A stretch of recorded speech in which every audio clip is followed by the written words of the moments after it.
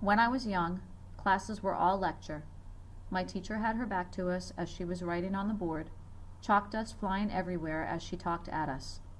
In my language classes, I heard one accent, my teacher's, and then my classmates' efforts to roll their R's in Spanish or make their French sound more nasal. Group work meant we were in the musty library, enduring yet another lesson on the Dewey Decimal System before we were allowed to go to our assigned section, check out books, and start our research. Visuals, usually drawings, pictures pasted on cardboard. I once made a film strip by drawing on the film with colored pencils. Collaboration? We had to figure out how to meet after school at someone's house or in the public library to do work, and generally, someone didn't show or do their part. Feedback was long in coming and short in content. We didn't really do more than say, "Good job. I like how you drew Napoleon's defeat at Waterloo," after watching presentations by our peers in class. I was thrilled that someone liked my stick figure horse. I am on the other side of the desk now teaching French and Spanish in an immersion environment. The goal is to use as much of the target language as possible, working toward 100% as we progress through the levels and become more proficient in our communication and comprehension. I had to move to areas of the world where French and Spanish were the official or business languages so that I could become fluent. Now, thanks to technology, I can access the world and bring it to my students to create an area where French and Spanish are our official languages. I am not in front of the chalkboard. My students and I are interacting with programs via an interactive projector, our cell phones or laptops.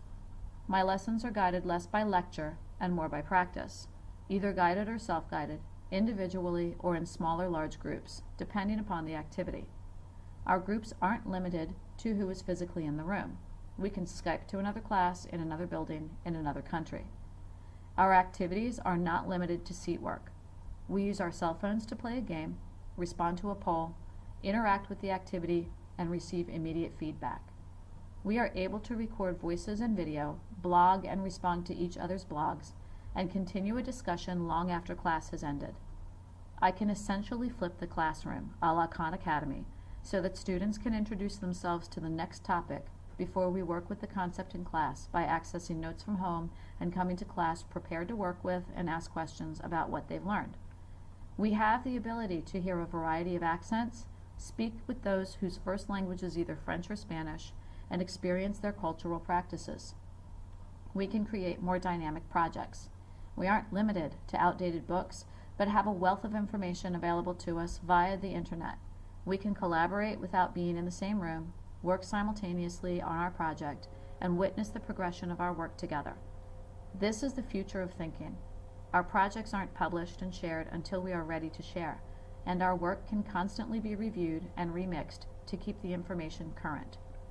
Our creations are so much more dynamic, and the process by which we collaborate is not limited to people we have met before and know, but we socialize and collaborate online with people from all over the world, connected by a common interest and through social media. Feedback can come from anywhere because we can share our projects outside of the classroom with the world and invite everyone's input. In short, we can show our work and share our process. We are social beings.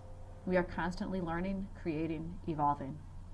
We crave input and feedback, and we need to participate. Technology enhances our ability to do it all.